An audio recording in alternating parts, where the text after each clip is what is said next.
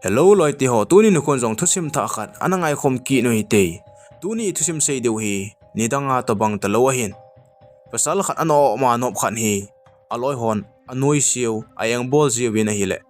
azonan pasal pha khan hen ki to kha in hi chapa cha boxer ne hi in training ama komsin ana la in hi le azona chun minasata mi hat ta hi ahong hitan amasa ana noisi ana zo tho ho zong chun a hinja gam ta we nei a film min hi the beginning akitin sangni le somni le khat kuma release ana ki bol be ma chu hi nei ep le thusima hung lu nei le abula pan azon chan ge kat le la na ngai dingin ka hin te me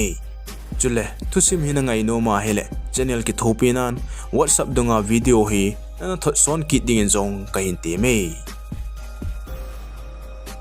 movie ki panahin pasal khan hi akimo en amin hi yong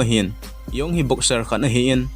ni sa khan hi ama jong boxing khian en chi en ti chan ahung ha tan a han chin in langin ki len hi tia chi pen chen in thunding kal chu nga le li nei azi chu in chen anu le su pinu hi aumen ama ni chen ananga ji hon chu a hi en nei ama jong chi chen hi le hetman lo hin in aga hlung tan in a hlun chen yong ki pa ta chen in sung aga lu ni na hi le zan mang dinga zong dei lo ta anu le asopinu achi sa chu agamuta nahi hi chi amu phan chen alung gel bang hi tapon alung ana hle azingen aka pum chen anu le asopinu ata sa na lang mun cha del phejin akapta na hi le hi pe don ta chen pasal khanen anung langa konen khaw hin choin alola hi pen tha dinga tin hi le ama zong boxer khat na hi ji chen hi che pa cha pai hlo in athat ta na hi hi chapa cho mi gucha ane hi in hi phana che chen ahi la kumni zawahin school mun khana pasal phabib chon phone hin news avevin ahi le hi chi news avenu cho yong aso pinu le anu mi gucha ho in ana thapi thu che hin hi che chen yong anu le aso pinu chu mi gucha ho na thanawin yong achi phan chen yong thade tv na hi le yong chu boxer khana hi ji chen yong chen ichi mi gu cha chu ana thani na hi le police o in jail in na koita we tin amu vi na hi hi classroom chon pasal khatne akai tha awmen hi chi pa min hi sobin hi a school kai masat na lang chon pasal phalo ho hin ana ki chip na jiwin ana wa jiwin hi le hi cho thu lel ji chon ama jong school a khialin hi school in ahung kain ama cho ahung kai yen hi le amasa akai na school banga asu boiding ayang bolding lo ji chen no ma se any ti chen ki pa ta en school cho chi jing je nahi ahin la ani khat ni teacher tha khat ni ahung tan hi chapa min hi toni hi boxer khat hi ahin so bi na toni ahung lu na chen aga ven hi le toni cho her kha mi hi en toni cho amasa na kai na school a jong anu che hin hi cha cho toni jin jong so bin hi an su gen thei le jing che hin sobin in toni amu chun ada ado ngam tapon amu ding jong chu aki chle jing in hi a teacher pau toni jong chun student ho cha vele le ta na hi le sobi chun toni in ehin mu do kha khan te tin adi ma ki do min toni jong cha che phein student khat pasal khat chu avota na hi ama vo zo chun sobin cha hin mu do tan sobin kom chun a chen a hi le sobin cha ki chle jing in toni jong chen sobin cha lolin amanin avogo in ain la sobin chen i macha jong asei po nahi aji chu sobin hi mitha dol hi in ano ma no ichi na hi min anoya anoi si jiu chu a hi in nahi toni in jong sobin chu vo oding atin hi le amasanga to nu me inu chen aza da in hi idia nu me inu hin za da chu toni alung hang ba se jeng nu me inu cha bangin vo ki ding atin hi le sobin chen akhut na tu in vohi ina tina za da in ahile tuni cha lung hang che en sobin cha wo kitina von hi cha pa chan sobin in jong pen khan he kela en ka su li jeng ding ne hi ya tin hile tuni cha lung hang che en tuni chan anai phien nei sun tongo na kingap sa na hele nei sun in tin aga ki do ina hile sobin cho alung thim ki sa hi ji chan alung ahang se jeng en tuni amit khatlang cho pen chan asut pi ta na hile tuni jong chun na sa be se jing tul chun a hluen a ki pe za jing ta na hi hitia sobenin tuni amit changta pena su pi ji chun a teacher ho chun ku ni na pu yuwin adong vin a hin la sobin chun tuni chungchang thu chu asu kha thu chu seiding I ma chai a heta pon a hello pha na chun ama hon zong zelena kumni koiding hi atita vin hi pha chom khat zo hin sobin zong zelna koidi ti ta ziu chun bas khan hena kal sawin a hile icha chun mi adim se jeng we na hi ama ho zong kes chom choma zelna hunglu cha hi vin hi ti chun bas chunga kal do en to na chun ga to ta na hile akko ma chun yong chu anaki tung ta na hi iti chun zelin mun lang a zone ta win zelin a thunu wa hin ama ho zong mini na room khana sa deng ten a thekhen ta win hi le sobin to min ki ti mi ku cha khat hi a khom ding hi a hi hon ta na hi ama ni zong room a pe hona chun pasal phabe mi a ko ma chun hongin alam kai pau chun ichilai zelin sunga koiham alin pen a hat pen a thanei pen tina dongin hi le khateni chun seiding a hon pon ichapa chun ama ho chun ichilai zelin sunga hi jun a kyo han ke ho thum hi anasa pen le amin chi pending thunei pending ka hi ve tin ase pian ta na hi ichilai zelna a han ho thum la a jun kitipa he a pha pen hi in mi khu to ji athimin a hin la a kyo le han wang chu a eng si hle ajing hanin a I ang hle ajing hanin na hi a phan hon lo ji chun jun chu a hin munom han tapon hi che pha chan man jong jun police an amat na diu chan plan khat ni agong hanin a hi le police o jong ohong ovin jun chu ohong man ta wen hi jun amat zo wa chun a kyo le han jong lit ding ohong ki chu kin hanin ohong ki del kin on ta na hi cha chun yong hi ohong lut khatan yong ohong lu na kon chun amanin jong atha zo han tapon athu in nang a zo han pon a hi le hi cha kon chun yong chu hi chelai muna min aki chat pen agin penu tha hat pen thunei pen chu ahong he ta na hi jun the holoi chun sobin ten ye ko ma cha chi sa sei pi hon che hin sobin chun a sei kinin yong kitipa cha pawbe se apon mi avu odiong le aji pol bein mi avodi poye tin a sei kinin na hi dan hi yong alu na ko na ichelai zel in sunga a hat pen thunei pen alin pen aki chat pen chu an hi a hitai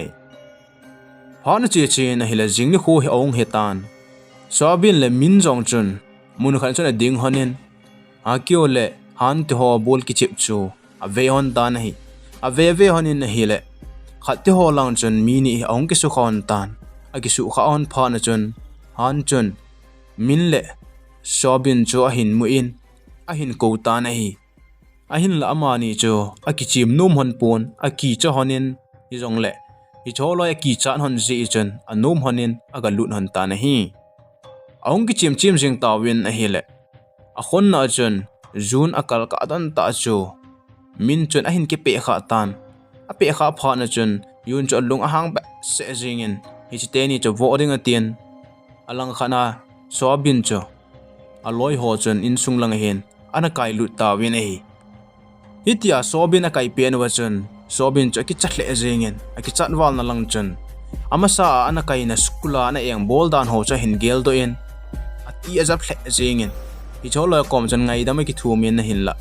hi cholo chen a ngai dam thum na chu holeng ati po win ti chen a pui te jeng we na hi ama holoi jang che win hi la mun khana chen yong tolam pi chan hong ki tu ta win yong cha chang sen hong phi na hi le hi cholo chen hitia sobin a hin man nu chu amu a hele lunghang thei ai lo ale agin mo the hi ji chen hi cholo yang chen aloi banga chen sobin cha hin bol win hi le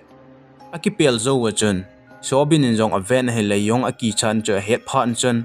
hi cholo ya kon chen ahung ki tom da en yong kom cha hin del ta na hi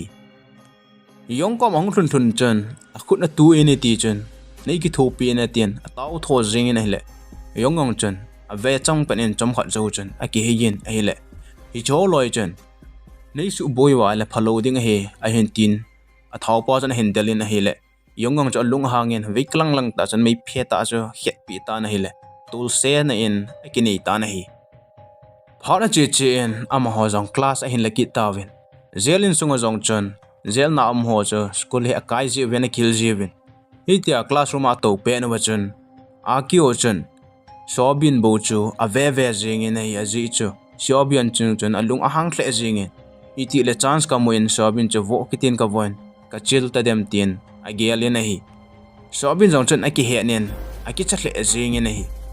pha chom khat zo hin ama zong class ong ki chai ta ven class aki chai wa hin security khat hen min ki mu pino me tien Sobin chu apui phe ta na hi Sobin ong achi phein ai le koidang an hi lo a teacher pa Tony chu an hi ta na hi Tony zo amit khat lang he ana phatapon hi ti chen Sobin to ong ki mu to hanin Tony zo dong a hang thla jing in nang zina ke zong zel na chi zawa skula kona in kai do tae na thi ding he tien a ho se ta na hi le Sobin chu ki cha na ban chon ki cha che jingin ngai da ma ki thum jingin hin la Tony chen anu ma got na sei hla en ada hla ta na hi phana che che in a hi la jing ni kho hi hong hi kitan ama ho jong class a pen wa hin Sobin chen window cha hongen anui lang cha ve ta na hi le yong chu a hin mu ta na hi anoi langa yong achang sia a hin mu pha anu chen alung gela hijlai muna he kumni kum ding hi in kom sunga hi yong kom hon training ki lan lang hi le ka po do ting le ka changa ka ki hu do theding ka ki hu hing theding hi tai tin lung gel he nei hi ti chen school na kon jan apo da in yong kom chu azon ta na hi Sobin jong yong kom aga thuna hin yong kom chen ai poe lung se te in kong fu nei hilin tin ataw tho jingin ai le yong chu anum ta po nei aji chu yong in agial dan chun ki hil hen lang hele ahung han ahung thep lang ta ting le ei chunga hung leng khading ham ai lawa hele mi a hin mo bo ding ham cho ki cha ji chun ada ai na hele Sobin chu alungel anu mo hle jing Sobin chun yong kom chun a hi poye thil se ma cha en mangpong ka te ki le ki ka ki hu do na ding kham be nei hilin tin ataw ki ta na hele yong chun ichi pa wang hi ndi nan ti atien Sobin chu ki thopi ding a hin ti tai a hin la yong chun Sobin a ki thopi ma sang chun Sobin kom chun kong fu ka hil dele tes khat na bol nga ye hi chu hi a hele hi chlai ground hi zakhat ve na vel nga ye hi chu na vel zawa hele kong fu chu pharcha ka hil ding he tin a sei ta na hi le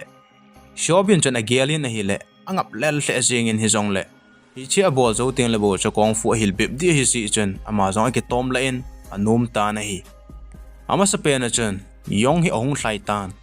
yong nung chen Sobin cho ong hlai in a hlai jing honin ai le a khon na chen Sobin chen alel hle jing tan alel wal phan chen all ten a hlai in itia alel lai ta chen alungela pha chi sa an yang bol na ho cho hin gel do in hlai jin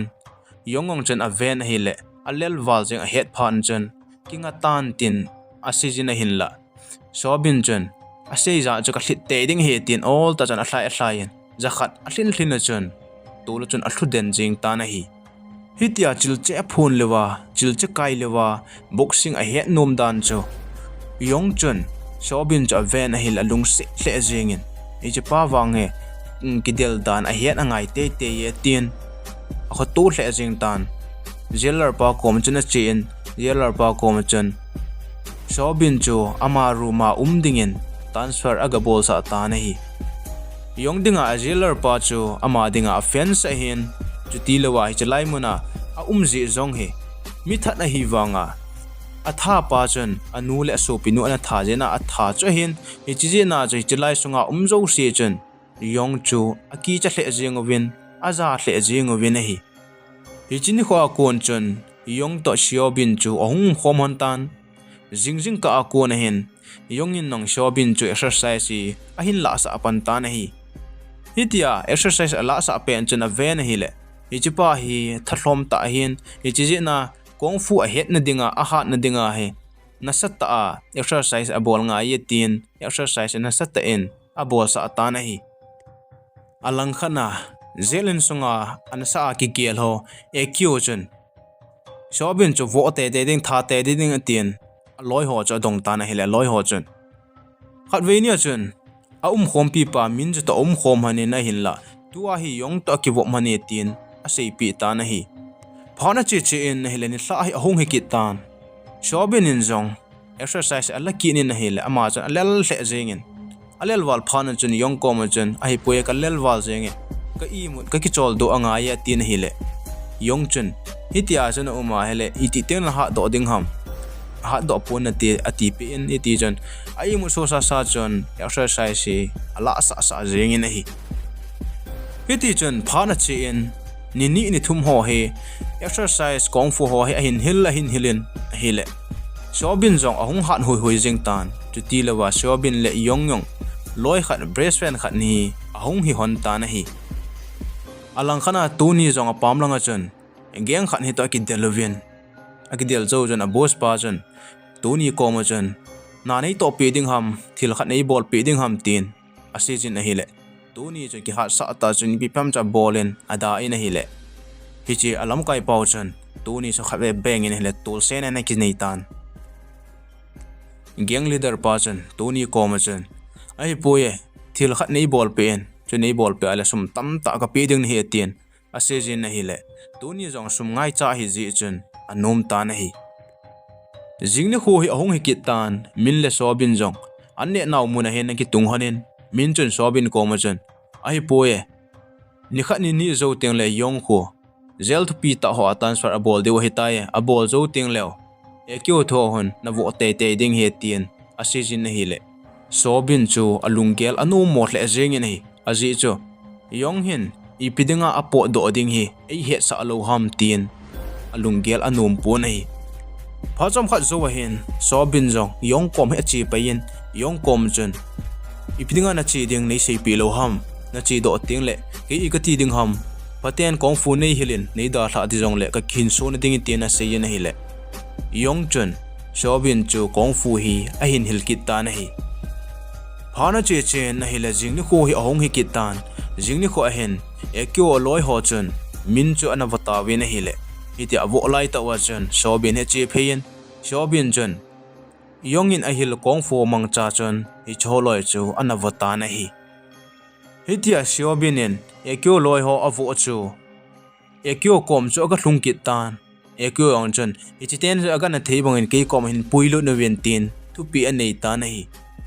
amani jong chu sobin deni puiding chuna chi hon tan a hi le ai chu sobin amani ana vo hi ji chun amani chu ki chle jeng hon sobin to ki mu to pha no chun sobin kom chun ai poi nei ki thopian ekyo en na ko we tin ase ta na hi le amani puilo chun sobin chu ekyo kom chu ana chi ta na hi sobin o chi chen ekyo kom chu ga thlung ta ekyo kom a thluna chun ai poi nei ngai dam tin ngai dam ki thumi na hi le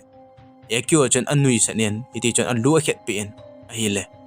sobin chu amasa sobin tabang chu nei tapon iti chun yongin a hil kong fo mang cha chun amei phelep ta cha khet pi ta na hi a hi chu ekyo hi mi ta salin zong a hi in a tha zong hi a ha tle jing in a hi